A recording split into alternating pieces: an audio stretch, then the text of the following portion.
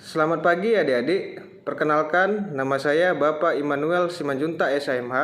Saya pengajar pada mata kuliah Hukum Pidana di semester ini di Fakultas Hukum Universitas Prima Indonesia. Untuk pertemuan pertama ini, saya menyampaikan terlebih dahulu rencana perkuliahan semester ini, yang mana di dalamnya ada capaian pembelajaran, sistem penilaian, referensi buku atau bahan buku ajar, serta perkuliahan ini pada mata kuliah hukum pidana mendukung program pemerintah yaitu Kampus Merdeka Belajar. Yang mana salah satu capaian pembelajaran ialah mahasiswa bertakwa kepada Tuhan Yang Maha Esa. Yang kedua, mahasiswa bertanggung jawab pada bidang keilmuannya. Yang ketiga, mahasiswa mampu mengimplementasikan hukum pidana ke masyarakat.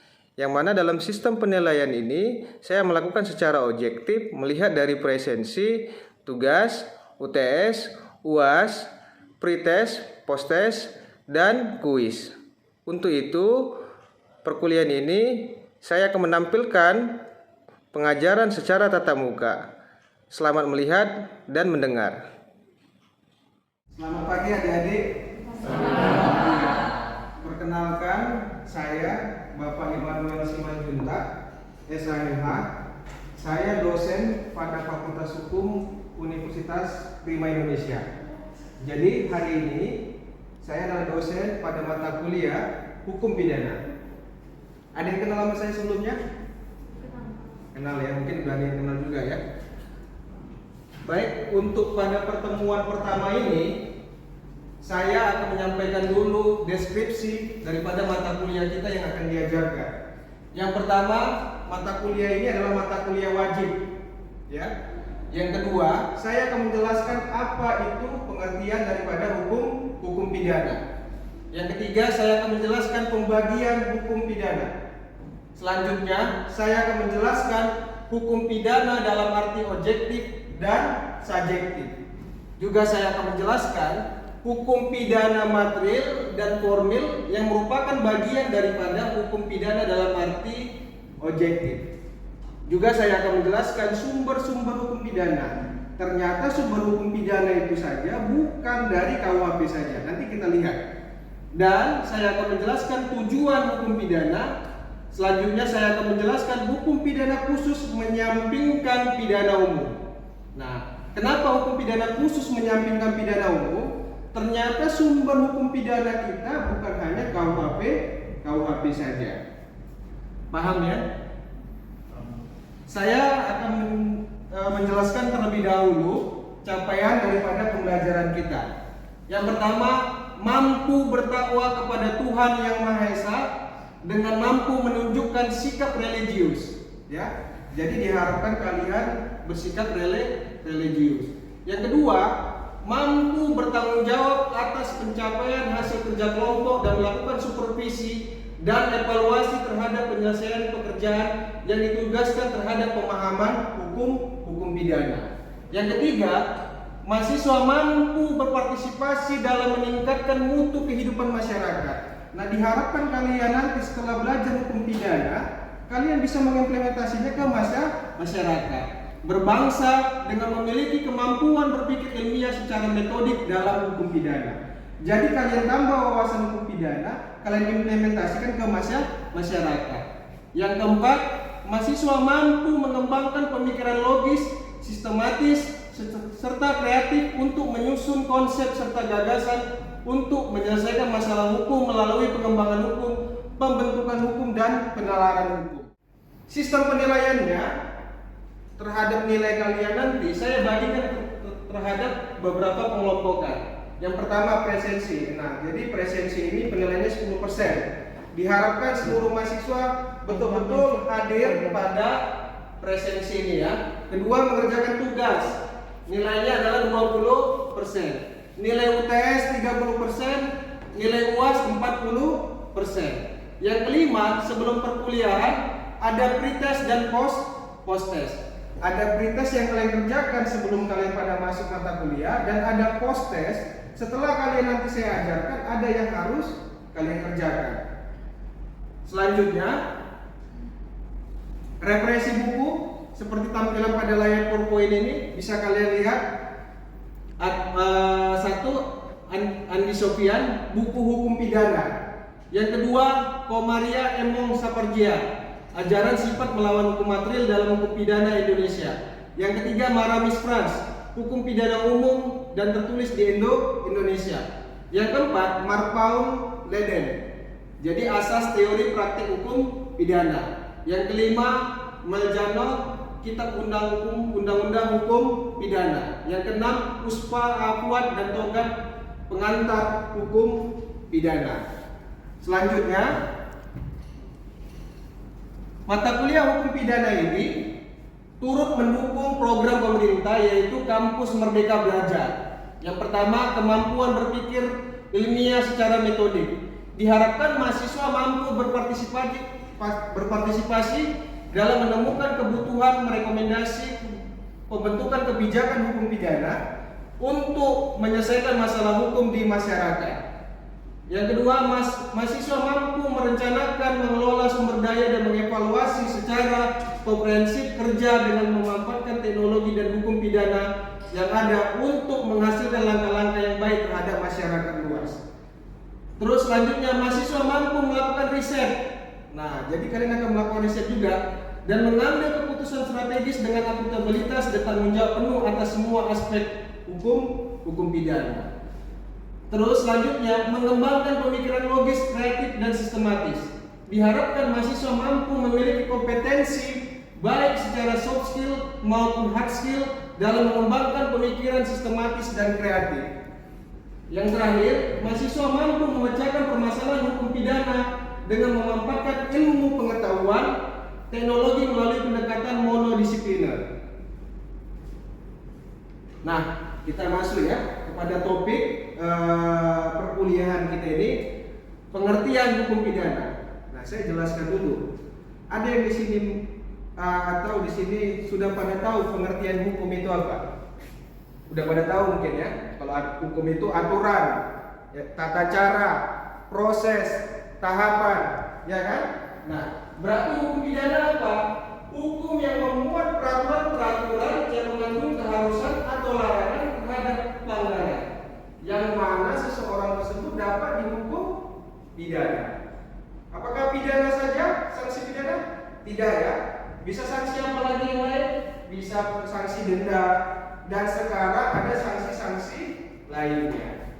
Dilihat dari subjek hukum pidananya. Karena subjek hukum pidana bukan hanya orang, ya, bukan hanya orang subjek hukum pidana, tapi yang berbadan hukum pun termasuk kategori subjek hukum pidana. Berarti korporat itu bisa nggak dipidana?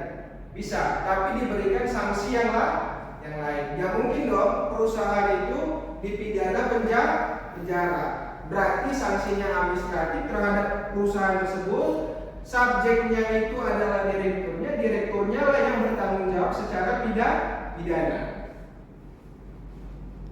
Selanjutnya, nah ini pembagian hukum pidana, ada objektif, subjektif, seperti tadi yang saya sampaikan. Pembagian hukum pidana objektif yaitu ada hukum material dan formil. Kita akan jelaskan ya, saya akan jelaskan.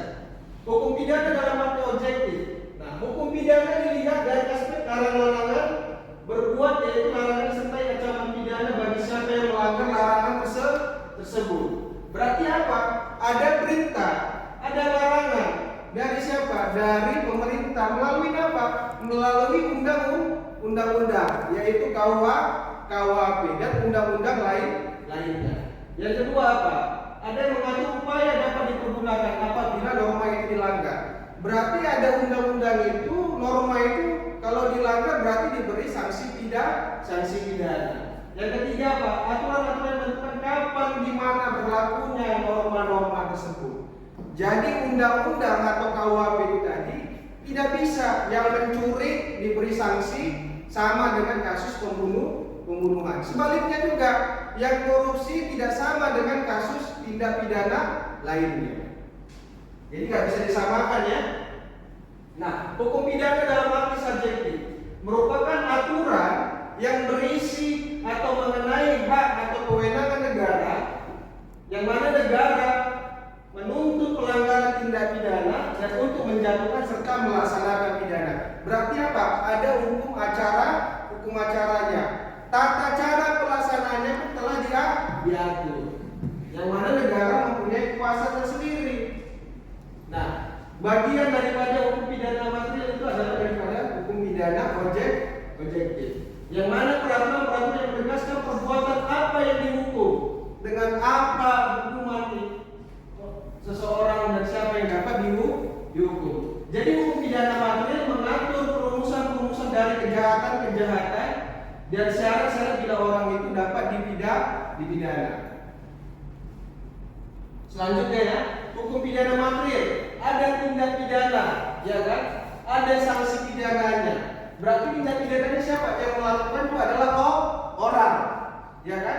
Subjeknya walaupun perusahaan korporat melakukan tindak, berarti ada orang yang menggerakkannya. Perusahaannya itu hanya sebagai alat, ya kan? Baru ada sanksi pidananya. Ketika dia duduk tindak pidananya, nanti kita bisa mintakan pertanggungjawaban pidananya.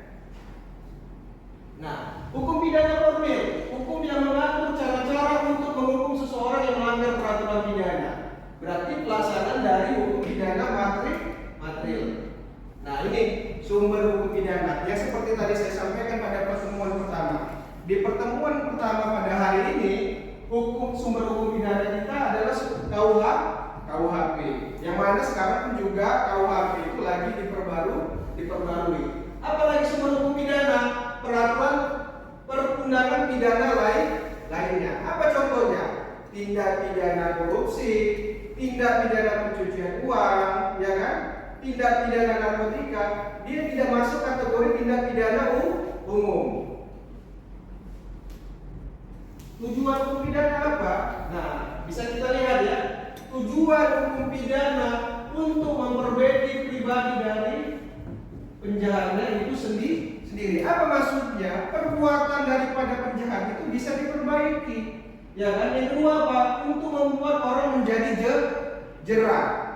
Jerah yang dimaksud ini bagaimana? Ya kan? Berarti ada orang yang melakukan kejahatan, ketika dihukum dia agar dia bisa jerah. Berarti dia tidak mengulangi tindak pidananya. Terus yang ketiga apa? Untuk membuat penjahat-penjahat tertentu menjadi tidak mampu untuk melakukan kejahatan-kejahatan yang lain. Berarti apa? Selain tadi hukum pidana ini mengatur memberikan efek jerah, juga rupanya hukum pidana ini memberikan, ya kan, kepada seseorang yang melakukan tindak pidana supaya tidak melakukan tindak pidana baru lainnya. Atau orang yang melakukan tindak pidana baru mau melakukan, dia sudah melihat dan membaca bahwasanya dengan ada hukuman ini dia tidak melakukan tindak pidana. Nah, hukum pidana umum ke khusus apa maksudnya? Hukum pidana umum dapat dikesampingkan dengan hukum pidana khusus. Apa maksudnya di sini? Berarti KUHP itu tidak bisa berdiri sendiri saja. Ternyata KUHP itu tidak bisa berdiri saja, ya kan? Berarti apa? Ada undang-undang lain yang membantu KUHP ini. Apa contohnya seperti tadi saya sebut? Undang-undang narkotika, undang-undang terorisme, ya kan? Dan undang-undang lainnya. Nah, ini masih banyak nih ya. Nah, kesimpulannya apa? Hukum pidana adalah keseluruhan ketentuan hukum mengenai perbuatan-perbuatan yang dapat dihukum dan aturan pidananya. Yang kedua apa? Pembagian hukum pidana apa tadi? Hukum pidana objektif dan subjektif. Terus yang ketiga apa? Sumber hukum pidana ada KUHP, ada tindak pidana lain, ada undang-undang lainnya. Terus tujuan hukum pidana apa? Memberikan efek jerah, memperbaiki perbuatan seseorang dan tidak mengulangi perbuatan pidananya. Dan tindak pidana tidak hanya diatur di dalam KUHP, tapi diatur dalam undang-undang lainnya. Baik, untuk penjelasan saya ini mengerti? Ada yang mau bertanya? Izin bertanya, satu-satu ya. Siapa namanya? Michael Timothy Taruna. Pertanyaannya kuat soalnya. Saya mau bertanya Pak, jadi bagaimana kita bisa mengetahui seseorang itu? Coba ulang ini, Bagaimana kita bisa mengetahui seseorang itu melakukan tindak pidana. Bagaimana? Kita bisa mengetahui seseorang itu melakukan tindak pidana. Bagaimana kita mengetahui seseorang itu melakukan tindak pidana? Oke, satu ya. Terus satu lagi? Perkenalkan Pak, nama saya Anita Felicia. Anita Felicia. ya. Pertanyaannya? Apakah anak yang melakukan tindak pidana narkotika termasuk kategori tindak pidana umum? Apakah anak yang melakukan tindak pidana narkotika masuk kategori tindak pidana umum? Berarti ini pertanyaannya gak jauh-jauh dari topik ya. Nah, saya jawab pertanyaan dulu dari Michael ya. Michael namanya ya.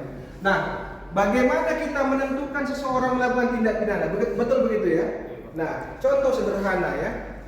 Apa yang perlu kita lihat dari situ? Bila seseorang melakukan tindak pidana, apa? Wujud daripada manusianya itu ada. Berarti subjek hukumnya itu harus ada. Subjek hukumnya itu harus ada. Terus yang kedua apa? Perbuatan atau kesalahan yang ia lakukan. Berarti karena adanya tadi seseorang tersebut, berarti ada perbuatan yang ia lakukan. Yang ketiga apa? Kemampuan bertanggung jawab. Kita lihat, karena begini, kemampuan bertanggung jawab ini dimaksud ternyata tidak semua bisa dapat dimintakan pertanggungjawaban pidana. Contoh tadi pertanyaan tadi daripada si Anita. Anak-anak tidak bisa dimintakan pertanggungjawaban pidananya. Bukan tidak bisa ya, anak-anak yang mana usia 12 sampai 17 tahun, anak-anak tersebut harus dibina. Ya kan? Tidak sama kedudukannya anak-anak dengan orang dewasa. Terus anak yang 12 tahun bagaimana Pak? Yang belum sampai umur 12 tahun, anak tersebut harus dikembalikan ke orang tuanya. Berarti tidak semua orang mampu bertanggung jawab terhadap perbuatan pidananya. Jadi anak-anak itu tidak semua bisa diterapkan hukum pidana atau KUHP-nya. Berarti tadi ada subjeknya, ada perbuatan atau kesalahannya, kemampuan bertanggung jawabnya. Jelas ya untuk Michael ya.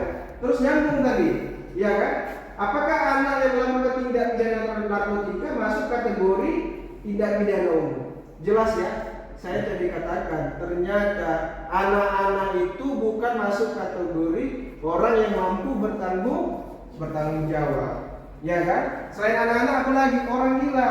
Orang gila kalau kita minta bertanggung jawabnya, ya kan? Karena diatur di dalam undang-undang. Di dalam KUHP orang yang dalam bawah pengakuan tidak bisa dimintakan pertanggungjawabannya. Jadi anak yang melakukan tindak pidana narkotika, kita tidak bisa hanya menggunakan KUHP saja. Berarti dia tidak masuk daripada kategori tindak pidana umum. Berarti dia masuk apa? Masuk kategori tindak pidana khusus. Ya kan? Ada undang-undangnya. Undang-undang apa? Undang-undang Sistem Peradilan Pidana Anak. Undang-undang nomor berapa?